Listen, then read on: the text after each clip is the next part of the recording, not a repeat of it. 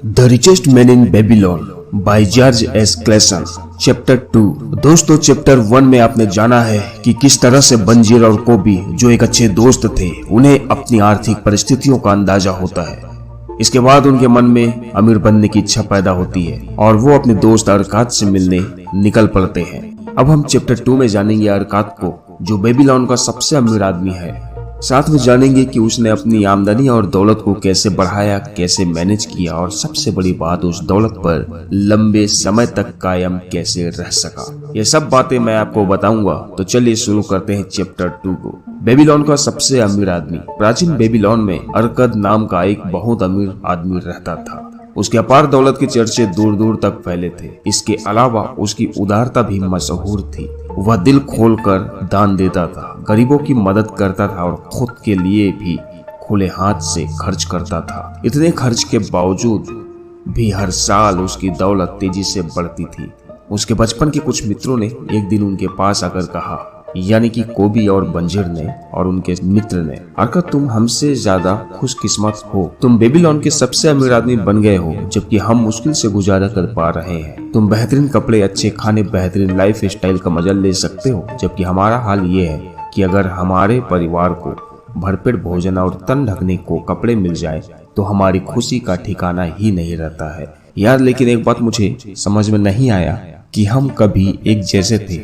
हम एक ही टीचर ने पढ़ाया, हम साथ में खेले और बड़े हुए। पढ़ाई और खेल में तुम हमसे आगे भी नहीं थे। तुम्हारी हालत हमसे बेहतर नहीं थी। जहाँ तक हम जानते हैं, तुमने हमसे ज्यादा कड़ी मेहनत भी नहीं की है। फिर ऐसा क्या हुआ कि किस्मत तुम पर मेहरबान हो गई और उसने तुम्हें जिंदगी की सारी खुशियां दे दी, जबकि किस्मत ने हमें नजरअंदाज कर दिया।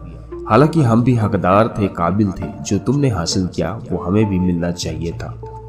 इस पर अरकद ने कहा, अगर तुम्हें दौलत को लेकर दिक्कत आ रही है तो या तो तुम दौलत इकट्ठी करने के नियमों को नहीं जान पाए हो, या तुम उन नियमों का पालन नहीं कर पा रहे हो। किस्मत एक ऐसी दुष्ट देवी है जो किसी का भी भला नहीं करती है। किस्मत यदि किसी पर बिना मेहनत के मेहरबान हो जाती है तो उसे बर्बाद भी कर देती है, अपने दिए हुए सारी दौलत छीन लेती है। और यदि कोई उस दौलत को बचा लेता है तो उसे डर होता है कि कहीं मेरी दौलत कोई चुरा ना ले या मुझसे खर्च ना हो जाए, और इस डर से वो अपने दौलत को एक ही जगह रखकर खत्म करता रहता है और अपनी जिंदगी को खोखली और कष्टकारी बना लेता है। अगर तुम लोगों को यकीन नहीं होता तो अपनी जान पहचान के उन लोगों के बारे में सोचो जिन्हें विरासत में अचानक दौलत मिली थी। अरकत के दोस्तों ने मान लिया कि विरासत में मिली दौलत ज्यादा दिन तक नहीं टिकती है। फिर अरकत के दोस्तों ने कहा कि तुम अपने दौलतमंद बनने की कहानी को विस्तार से बताओ। अरकत ने कहा, अपनी जवानी में मैंने सुख और संतुष्टि को बहुत अच्छे से देखा है। इसके बाद मैंने यह भी देखा है कि दौलत इन सब की ताकत को बढ़ा देती है। दौलत में वो ताकत है जिससे चीजें संभव हो जाती है। महंगे सामान खरीदे जा सकते हैं, देश विदेश की यात्रा कर सकते हैं, बच्चों को अच्छी एजुकेशन दिलवा सकते हैं और तो और ईश्वर के मंदिर भी बनवा सकते हैं। इसके अलावा ऐसे हजारों लाखों काम है जिसे कर सकते हैं और ये सब काम करके मन को सुकून भी प्राप्त होता है। और जब मुझे इन सब बातों का एहसास हुआ तो मैंने डिसाइड किया कि मैं अब जिंदगी के तमाम अच्छी चीजों को हासिल करूंगा और खुद को इस काबिल बनाऊंगा जिससे लोग मुझे अतिथि बनाने में मजबूर हो जाए। जैसा तुम लोग जानते हो कि मेरा परिवार बड़ा था और मेरे पिता छोटे व्यापारी थे और मुझ में कोई योग्यता भी नहीं थी। इसलिए मैंने फैसला किया कि अगर मैं अपनी इच्छा पूरी करना चाहता हूँ तो इसके लिए मुझे समय और ज्ञान की जरूरत है। जहाँ तक ज्ञान का सवाल है, हमारे बुद्धिमान अध्यापक ने सिखाया था कि ज्ञान 2 तरह के होते हैं। पहला जो हम सीखते हैं और जानते हैं, दूसरा जो हम किसी से ट्रेनिंग लेकर सीखते हैं, किसी चीज का पता लगा कर सीखते हैं। और मैंने दौलत के नियम को पता लगाने का संकल्प लिया और पैसों को एकत्रित करने का निर्णय लिया। मुझे रिकॉर्ड रूम में नकल 20 का काम मिला, लेकिन जब मुझे अपने काम का मेहनताना मिला तो मैं दौलत इकट्ठा करने में नाकाम रहा। मेरी सारी कमाई खर्च हो जाती थी। फिर एक दिन साहूकार अलगमीज आए और कहा, मैंने जो काम दिया है उसे यदि तुम 2 दिन में कर दिए तो मैं तुम्हें 2 तांबे के सिक्के दूंगा। लेकिन अरकात की कड़ी मेहनत के बावजूद वो अपने काम को पूरा न कर सका, जिसके कारण अलगमीज ने गुस्से से कहा, अगर वो उनका गुलाम होता तो वो उसकी खाल उधेड़ लेता। फिर अरकत ने कहा, आप बहुत अमीर हैं और मैं कैसे अमीर बन सकता हूँ। अगर आप मुझे ये राज बताएंगे तो मैं सारी रात मुद्रा पत्र पर लिखूंगा और आपका काम सूरज उगने तक पूरा कर दूंगा। अल्केमिस्ट शर्तों को मान गए और अरकात पूरी रात जागकर अपनी कड़ी मेहनत से काम को पूरा किया।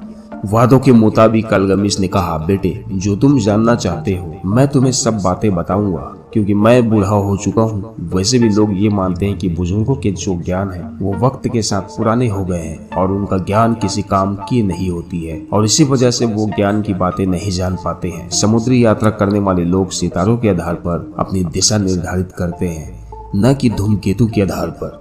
दोस्तों आज का वीडियो यहीं तक। बेबीलोन के सबसे अमीर आदमी चैप्टर 2 का यह पहला पार्ट है। चैप्टर 2 को मैंने 2 भागों में कंप्लीट किया है। दूसरा पार्ट देखने के लिए वीडियो में बने रहे।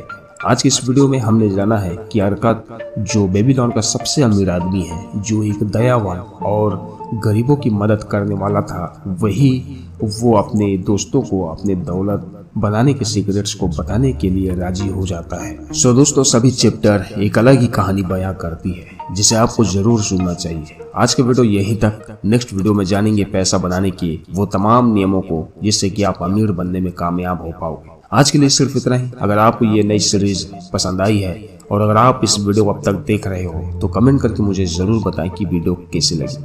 तो मैं आप लोगों के कमेंट का वेट कर रहा हूँ। मैं शरीफ खान सिविल सोच से बस यही कहता हूँ कि वो सब आसान है जो आप पाना चाहते हैं। Wish you all the best. Thank you so much.